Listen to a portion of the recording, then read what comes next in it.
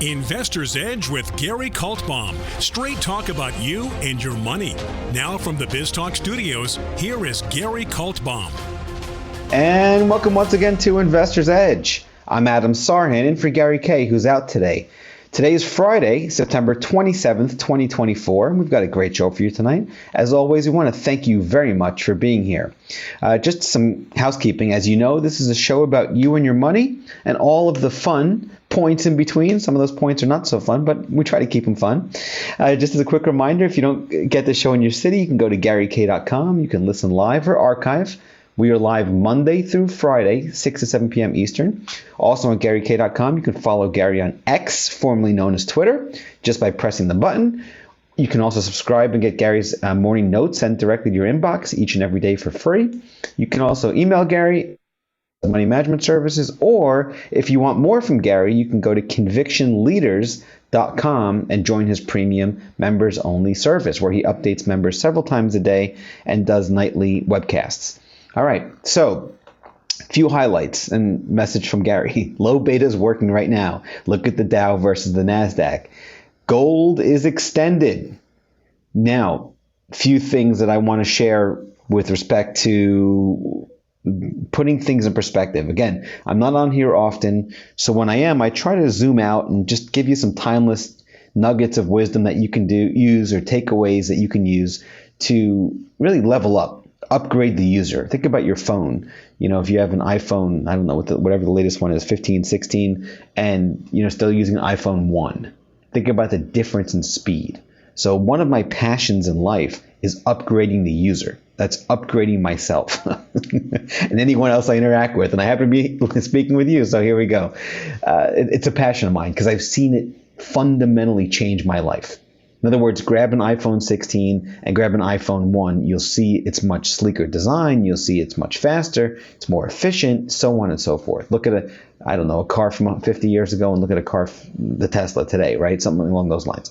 So upgrading the user, that's really the key thing because it's freedom and it sets you free. And it gives you the ability to level up. Wherever you are in life, there's always a chance to upgrade and move on to the next level, so to speak. And it doesn't mean you don't enjoy what you have. Exact opposite. Enjoy it. That level of gratitude is something which is just next level ninja superpower. Because when you walk around always upset, guess what happens? You're going to get more, you're missing out. You're almost like robbing yourself of happiness and joy. And why should you be happy and joyful? Well, life is short. Enjoy it. It's really that simple. Well, in kindergarten, when my kids were younger, they would have a saying, you get what you get and you don't get upset. Well, all right. What does that mean? I made 50 points in the market or 20% in the stock, and then I sold it and the stock went up again without me. I'm upset. This was me. This was me for many, many years. Get angry, get upset, get frustrated, whatever word you want to use. I got out of a stock, it went down, and then it took off without me. And I'm sure you can relate, right? Oh, I bought 10 shares. I should have bought 10 million shares or a billion shares or whatever. I'm exaggerating, but you get the point, right? One of the biggest switches, think of like a switch that levels up or light bulb goes off in my head, was when I realized that make a trade. Every decision is a trade, right? And you've got an element of risk and reward for every decision you make or don't make. I mean, holding is a decision. Not crossing the street is a decision. Crossing the street is a decision. Doing the sit-ups, not doing the sit-ups, reading the book. The decisions, they're trades. So, okay, when I realized that the decision to choose happiness is a choice, whoa, did my life change. And change for the better. And I've never looked back. It's a conscious decision. And why is that important? Because the event that occurs, look, here's the market wrap. NASDAQ today down 70 points, somewhere in that area. The S&P 500 down 7 points. The Dow, the low beta stuff, is up, 140-ish, 137 points, somewhere thereabouts. There's the market wrap. Russell 2000 up 13 points and up 0.6%. So you got a mixed bag. That's an event. Stock stops me out. That's an event. The meaning that I assigned to that event determines the quality of my life. Is the event good or bad? Dow's down, NASDAQ's down 70 points, Dow's up 140. Is that good or bad? Look at something else that fundamentally changed my life. The events that occur externally are events. They're neutral for the most part, right? It's raining. Is rain good or bad? We just had a hurricane pass through Florida. Everybody impacted. Hope you stay safe, and thoughts and prayers and all that fun stuff, because I've been through several hurricanes. I literally had the eye of the storm pass over me years ago, and it's not fun. Devastating. We walked into an office. My office building was a one-story building after one of the hurricanes hit way back when. We opened the door. We walked in, looked up, and we saw the sky. Literally, the roof of the building was peeled off like a can of sardines, like a tuna fish can, pop it off. It's crazy. So you've got rain. Is rain good or bad? Well, for the person trying to go to the beach and take some big expensive trip, or goes to Cancun. Cancun was impacted by this hurricane and is booked that weekend for their dream vacation, and a hurricane hits, or it rains. Forget the hurricane, that's extreme. It just rains. That's not good, because the meaning, it's not what they want. There's a disconnect there. Well, what if it's raining and there's a drought? That's really good. We'll take it all day long. So again, the event itself tends to be neutral, and it's your interaction with that event. Just because it's raining and you're on vacation, does that mean it's the end of the world, or you're on a beach kind of vacation? No. You could choose to be happy, you could choose to be upset. It's empowering. Again, I want to empower. Shift gears from the victim to the victor, and taking responsibility. Because when you're trading and you're investing, whose responsibility is it for you to do well? Mine? Someone else's? Joe's, Jimmy's? Like Gary says, Aunt Mary's, Uncle Bob's? Or yours? That's another big fundamental thing that changed my life for the better. It's taking relentless responsibility for everything. Good, bad, and the ugly. And you win. Instead of losing, you learn. Yeah, there's losses. You can be delusional and pretend like you don't lose. I don't subscribe to that school of thought.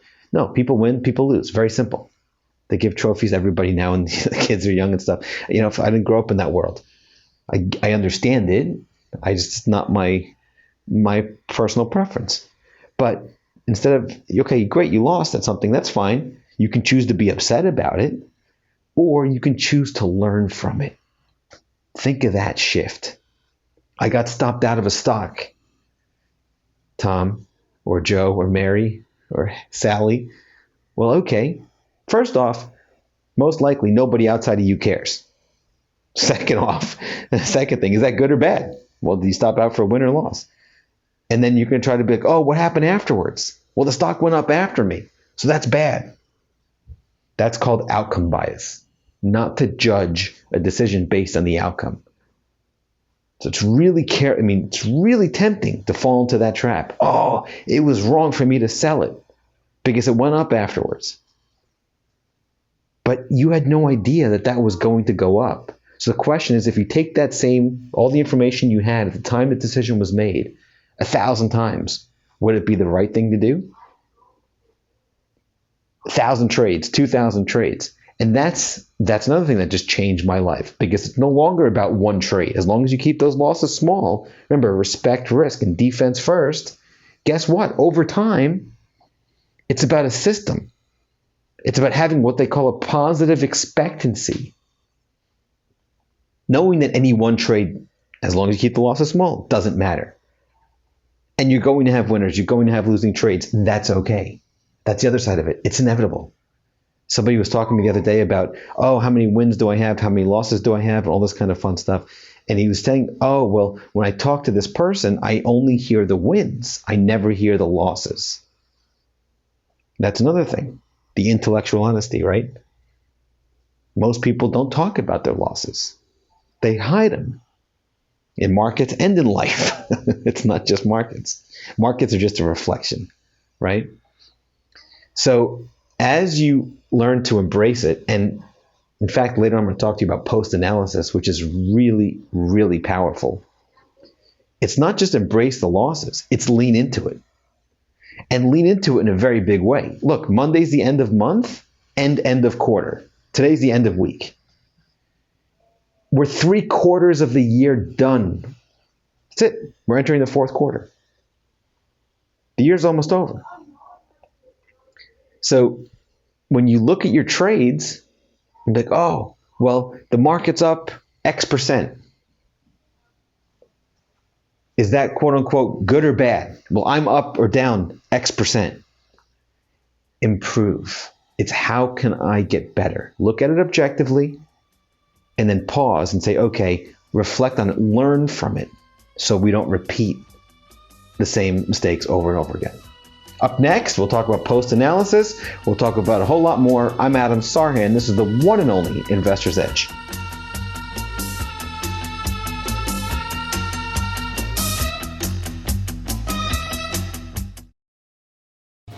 Hi, I'm Gary Kaltbaum, host of the nationally syndicated radio show Investor's Edge. We're not just handsome radio people. We manage investors' money for a living, specializing in fee-based discretionary money management. No big commissions, just a fee on the assets that's managed. We also provide a full range of personalized services, including retirement planning, fixed income, and educational needs, all to assist you in achieving your financial goals. Understanding not all individuals have the same needs, we'll carefully evaluate your personal goals to determine a proper investment strategy. If your current approach to investing is not getting you to where you would like to be, call us to make an appointment for a complimentary portfolio review. The number to call is 888-422-5559. That's 888-422-5559. That's 888-422-5559. Investment advisory services offered through Kaltbaum Capital Management. It's time to switch on the integrator units and get the brain cells working. You're listening to Hey, this promises to be fun. Investor's Edge The last bastion of quality programming. with Gary Kaltbaum. It doesn't get better than this.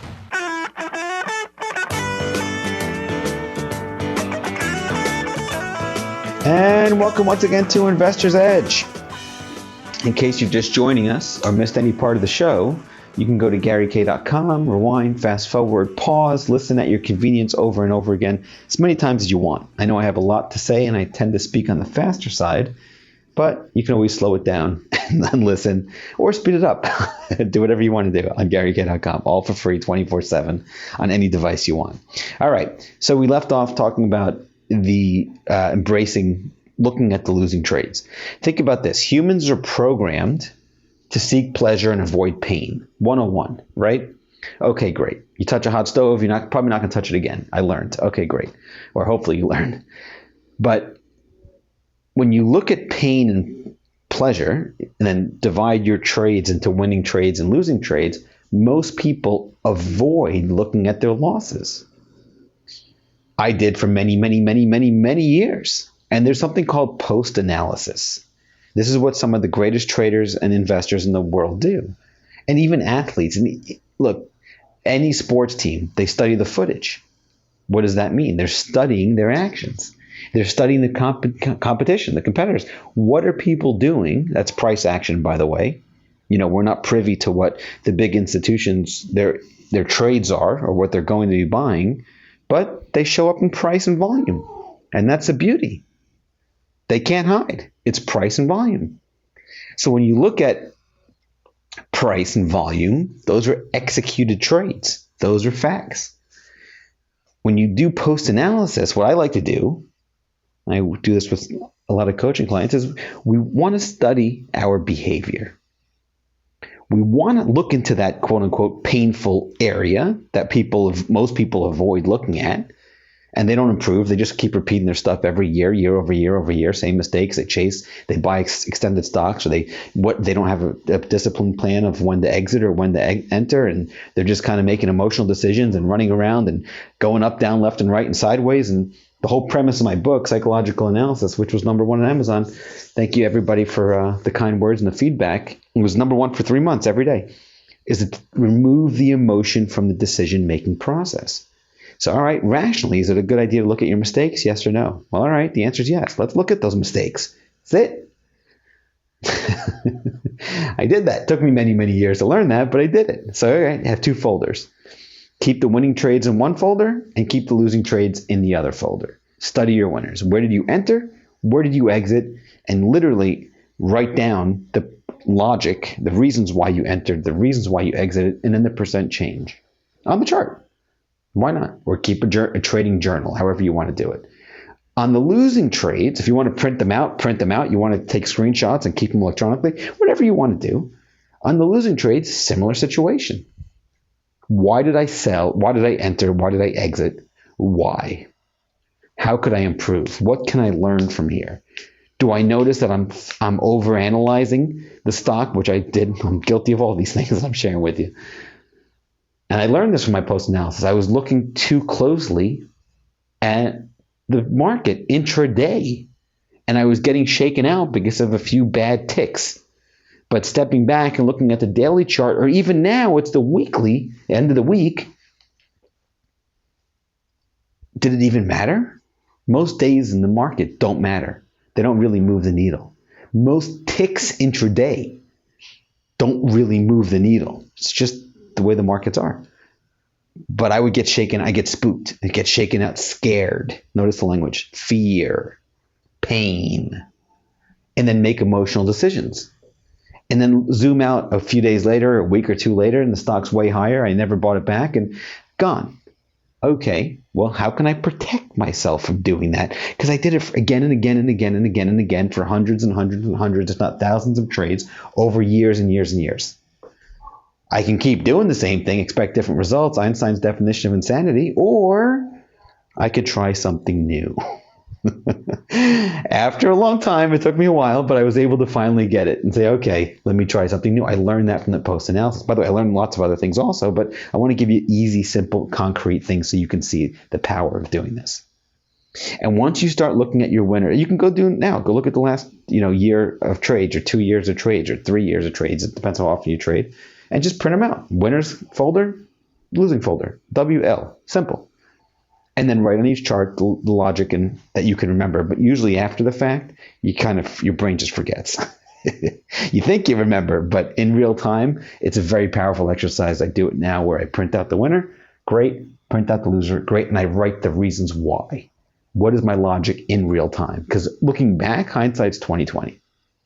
When you're in real time, you don't know what the next bar is going to be, or the next tick, or the next week, or 2 weeks, or 3 weeks. But looking back 6 months ago, or a year ago, oh yeah, I thought this, in real time, it becomes very, very powerful. It's just like journaling. Most people don't like to journal. It's not a quote unquote fun activity. It's much more fun to watch Netflix. The new Vince McMahon documentary's out, and I want to watch that. Okay, great. That's fun. Sitting here writing down, post-analysis at them. For me, it's important to do it. It's just like being healthy. I like to walk. I take walks.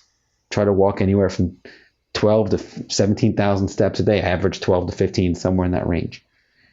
If I don't walk 10,000 steps, I got a problem. That's just me. I never used to be like that when I was younger, but hey, that's important to me. Is it fun? Could I be doing other things? Sure. So on the couch, watch TV? Sure. But I need to do that. It's important. So if I want to get better, it's certain things I need to do.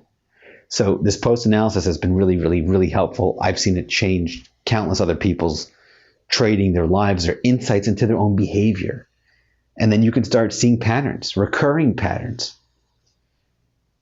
that I otherwise couldn't see in myself.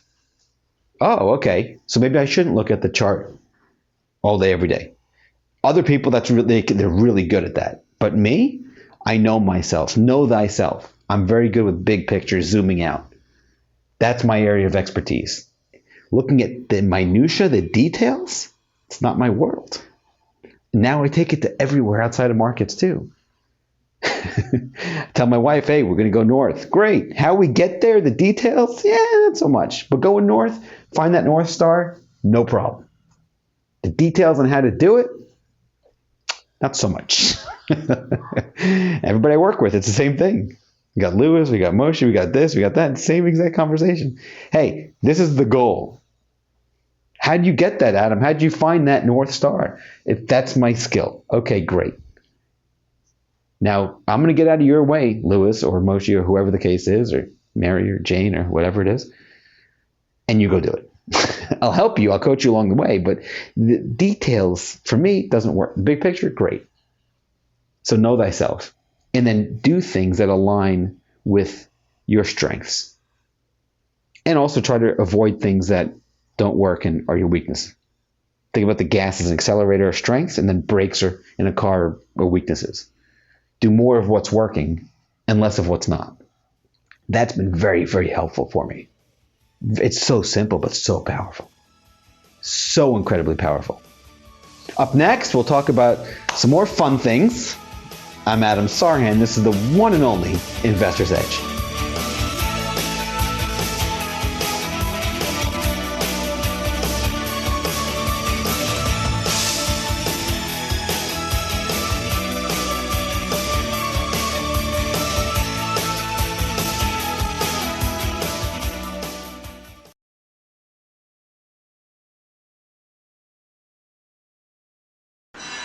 You're listening to America is talking. Investor's Edge. He's got to be pleased with that. The crowd is just on its feet here. He's a Cinderella boy. With Gary Kaltbaum. Comes highly recommended. You're going to feel better if you talk to him.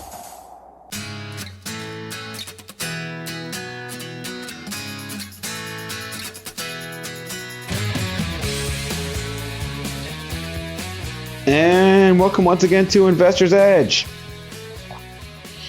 In case you're just joining us or missed any part of the show, you can go to GaryK.com, rewind, fast forward, listen at your convenience 24/7 for free on any device you want, all available on GaryK.com.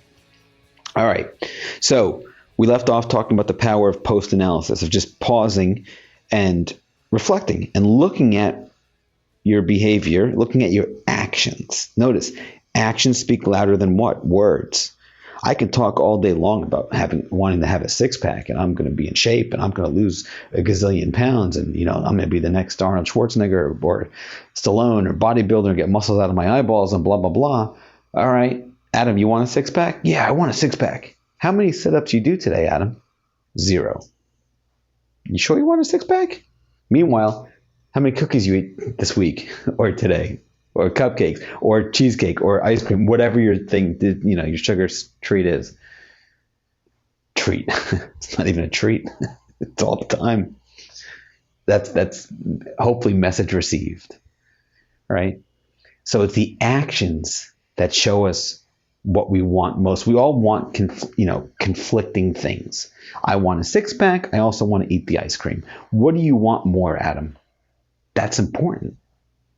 And then how do you align your actions with your wants? I want to be a great investor, great trader. Okay, great. What you're doing now, is it helping you get there? Yes or no? If it's not, then let's do that post-analysis. Let's learn. Let's look at what those losses, why do they keep happening? What am I doing? What are my entries? What are my exits? What are my risk management rules? How can I get ahead? So on and so forth. So, next thing, important part of this whole process is understanding it's very difficult for people to see themselves objectively. Very difficult. In fact, in psychology, there's something called a personal blind spot bias. What does this mean? Real simple. Ask 100 newlyweds the night of their wedding, put them all in a room, and raise your hand if you think you're going to get divorced. Nobody's going to raise their hand. Yet statistically, or at least you would assume nobody's going to raise their hand, statistically we know half of them are getting divorced, or more than half now, whatever the latest stats are. That's the personal blind spot bias. It is very difficult for you to see things objectively. Well, how do you do it then? Adam, I'm doing post-analysis, but I can't see myself objectively? Hold on. I struggled with this for years. I'm just giving you just the facts, man, like Joe Friday. It's just, here we go. It's what I've learned. And if you have a way to do it better, by all means, please let me know. I'd love to know. You can email me at info@findleadingstocks.com. All right. So the personal blind spot bias clouds our judgment, meaning it becomes very difficult for people to see themselves objectively. So what I do is I create a character. People love stories, and characters are an essential part of every story. Look at Vince McMahon with Hulkamania or The Rock or Triple H or any of these great characters that he created, legendary characters. Genius. Okay, good versus evil. You got the polarity there. It's real simple. Just genius. Okay, great. What is it? Here we go. Create a character. Instead of Adam, let's call him Alan. Or let's call him Freddie or Mary or anything. It doesn't matter. Mike. Okay, great. Let's call Michael. What would you print out those things? You look at the winners, look at the losers. Great.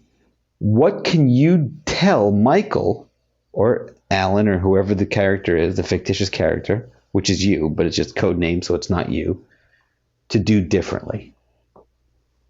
How would you generally want to help that person? And if you're stuck, think if that person is your immediate family member or someone you love dearly. Father, son, daughter, mother, sister, whatever the case is. Wife, husband, doesn't matter. How would you generally want to help that person? How do you want, what would you tell them to do? Well, for me, it was really obvious. It took me a while, but now it's obvious in hindsight. Again, hindsight's 20/20. Hey, stop looking at the market during the day. Just stop. I read this book called How I Made $2 Million in the Stock Market by Nicholas Darvis, and it really changed my life. This guy was a ballroom dancer, if you're not familiar with the story, decades ago. I think in the 60s or 70s, something like that, before the internet, way before, all that stuff.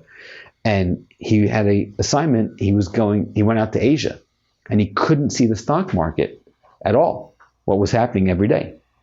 His broker would fax him or telex him or whatever it was, send him Barron's magazine with charts in it, and he would send back orders. And he would do it, once a week or whatever it was, removed from the day-to-day action. Great. Guess what? He had phenomenal success. I think he made $2 million in the stock market. This was decades ago. Not $2 million today, $2 million, probably $20 or $40 million today, or some crazy number. It was just a lot of money.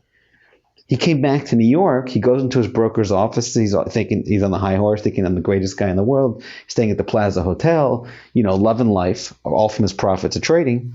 And he loses a bunch of money. Not just one day, week after week after week. Okay, I need to get out of here. He leaves. He goes to Paris. And then all of a sudden he starts winning again. What? This confused him. Because while he was in the broker's office, he was looking at things daily, intraday. And he was getting caught up in the hype of the office, the excitement, the yelling, the screaming, the jumping up and down, whatever it was. It threw him off his game. What he was doing that was working for him, he stopped doing that. Because he was in the broker's office. Then he went to Paris, started doing it again, and guess what? Things worked out again. Great. More or less, that's the story. I'm like, oh, okay, well, what would I tell Michael to do or tell, Alan to do? Back off. Don't look at the market every 2 seconds. So I started coming up with a weekend report. And that helped me remove my personal blind spot bias. Because I told someone else, even if it's a fictitious character, that's okay. When you're a kid, you have imaginary friends. Here you go. Giving you permission to have an imaginary friend that you can help. And by the way, this works for all other areas of your life. You want that six-pack, or you want that, to sweat or lose the weight or whatever it is. What would you tell Adam to do? Here we go. I don't have to go any further. If your name's Adam, use someone else's name. Outside of that, what would you tell me to do? That's probably the better way of explaining this. If you notice that you're buying stocks with no rhyme or reason, and you're buying them after a big move, hey, maybe you can plan ahead. The way Nicholas Darvis got in and out was through stops. He would put a buy stop, tell his broker, let's say it's stocks trading between 100 and 95 for 6 months. If it gets above 100, buy it, and buy this number of shares. And then, if it rolls over, get out, sell it. Real simple. And then he'd know how much in advance he'd lose if he's wrong. He knows how much he's right, so to speak. Because when he's right, he can get in and then adjust it next week. But he's got the stops in to enter and to exit, and the risk predefined before the move even happens. And if the stock never breaks out above 100, guess what? That's okay. He's not in. The order only gets triggered when the stock goes above your predetermined buy price. I started doing that. And I was like, wow, that works for me. Because it gives me structure and it helps me remove the emotions from the decision-making process. Remember, the 3 most important questions, folks, before you enter a stock is, where am I going to enter? Where am I going to exit? How much do you risk if you're wrong? And then all of a sudden my returns improved. And I started doing it. I'm like, wow, a lot of those careless, silly mistakes I was doing before stopped happening. Shocker. Spoiler alert, there's a story. And my performance did very, very well.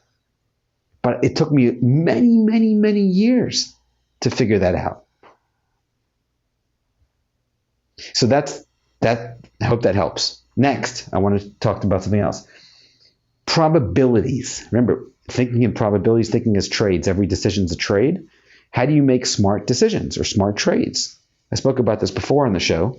It's thinking in probabilities. And by the way, all this and more is outlined in the book, Psychological Analysis. You can go on Amazon and grab it, or Barnes & Noble, wherever you want.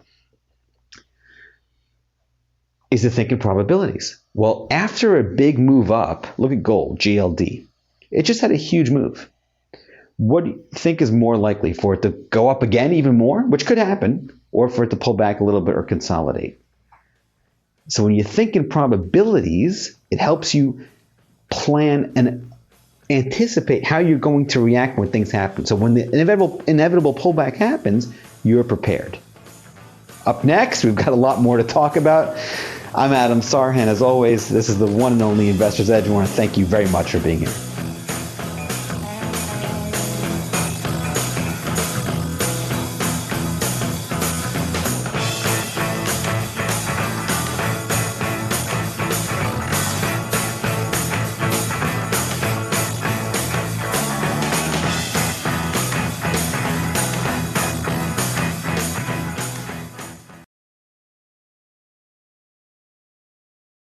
You're listening to... What are we waiting for? Well, what are you waiting for? 1, 2, ready, go. Action! Investor's Edge with Gary Kaltbaum.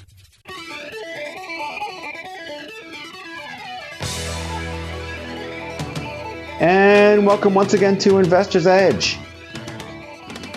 In case you're just joining us or missed any part of the show, you can go to GaryK.com, rewind, fast forward, pause at your convenience 24/7 on any device. All right, we spoke about a lot so far, and I was speaking about probabilities, but then time ran out. So here we go. A few more minutes on thinking in probabilities. Gold just had a big move up. All right, the NASDAQ 100 back in July had a big move up. Well, we know after a big move up, there's most likely the market's going to pause and consolidate that move. There's 2 ways to do that. One, it goes sideways, which is the more bullish of the 2 scenarios, or 2, it pulls back. That's it. After a big move down, there's 2 ways for the market to consolidate that move. Go sideways or retrace a little bit and rally a little bit. But we're talking about going up. All right. So we just had a big move over the last few weeks in the market or in gold or whatever you want to look at. Okay, great.